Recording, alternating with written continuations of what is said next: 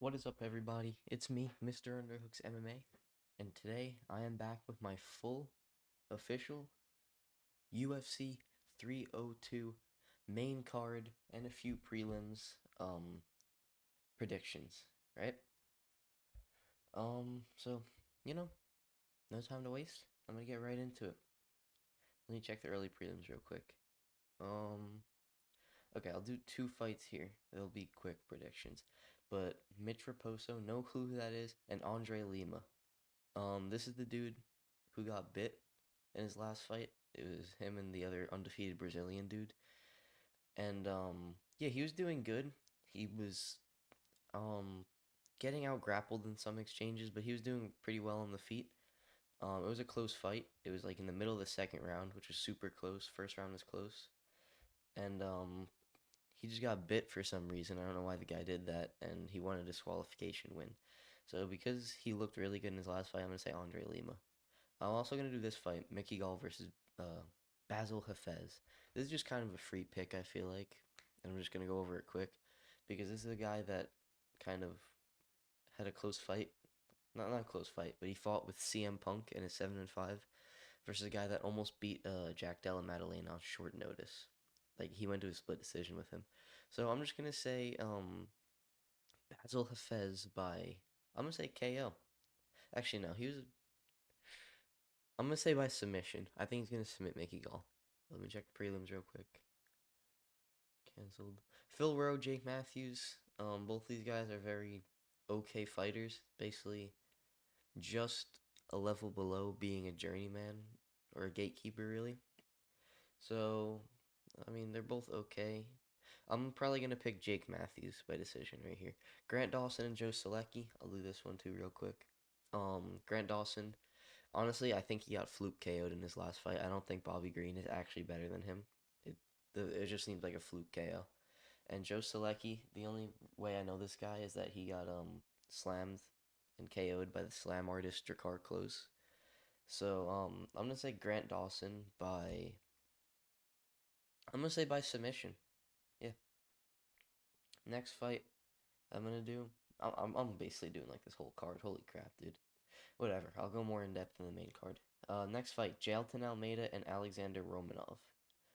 Um, so basically, this is boring, in shape, strong heavyweight versus boring, fat heavyweight. They're both grapplers. They're both very boring to watch. I don't really know why this fight was made. It just seemed pretty unnecessary. Like, these guys should. You know what? Let's have one boring fight and put these guys together. Actually, this is really good matchmaking. Good job, UFC. Um, Aside from that, I think that Jailton Almeida is gonna win. He's good. He's really good. Just he's so boring. And Alexander Romanov, I don't really remember him beating anybody like crazy good. I don't even know how he's in the rankings, honestly.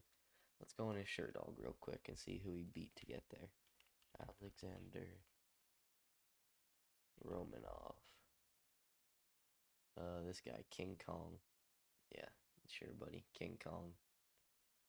Um, Lost to Martian. Jeez. Looking pretty rough. Maybe it was Rogerio de Lima he won, or he got the ranking from.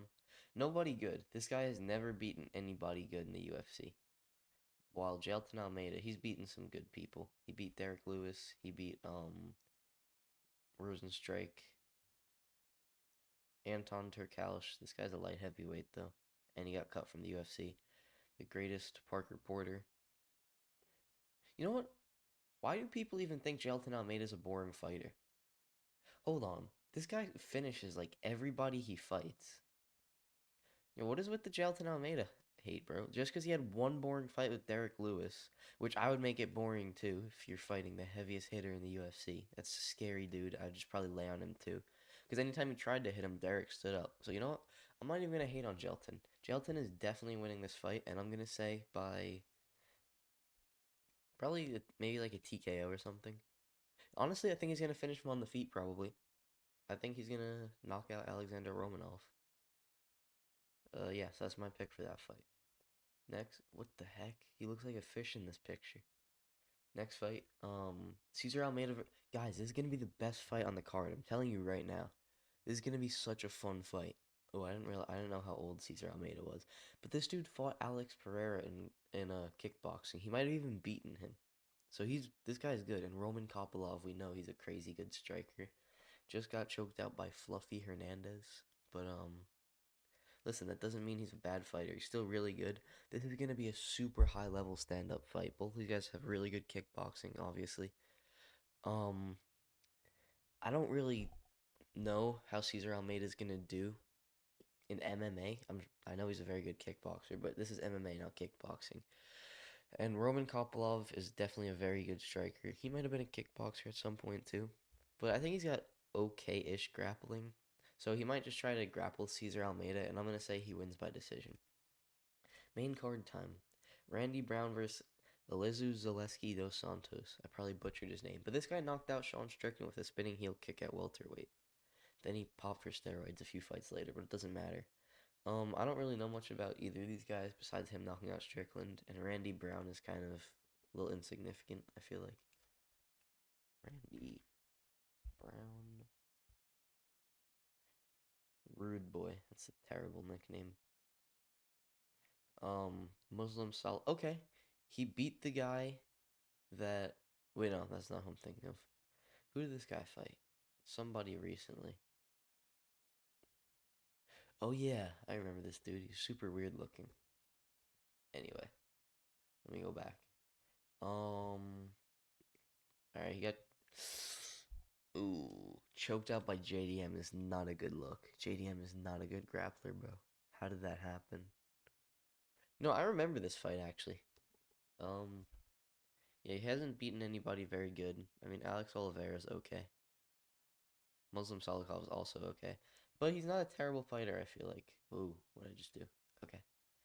And Dos Santos is kind of a mid fighter. He always has been. So, you know what? I'm going to say Randy Brown by decision. Alex Morono versus Nico Price. I don't know much about these guys either, honestly. I don't know what it is with the UFC putting these bums on the main card. It should have probably been these two fights on the main card instead. But, Nico Price is okay. So I'm going to say Nico Price by knockout because he looked good in the 15 seconds he fought against Robbie Lawler. Now, this is where I can actually kind of get detailed and good with my picks. These three fights because I know a decent amount about all these people besides Owen J. Chick. I know a little bit, but not much. So as we know, Kevin Holland just lost his fight against MVP, right? He got beat pretty bad, dominated. So now he's back up at middleweight, right? Fighting Michael Olenjacek, who also just lost to a former welterweight, and that is Michel Pereira, which honestly, no shame in that. Pereira is a huge welterweight, and he's super good.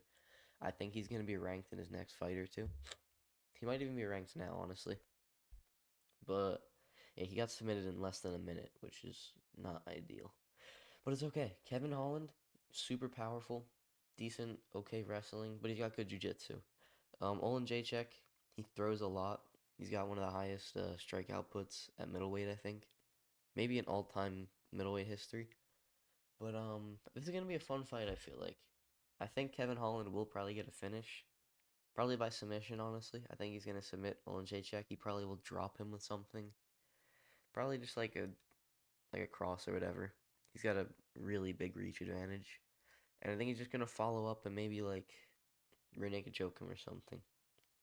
So yeah, Kevin Holland by submission probably. Sean Strickland versus Paulo Costa.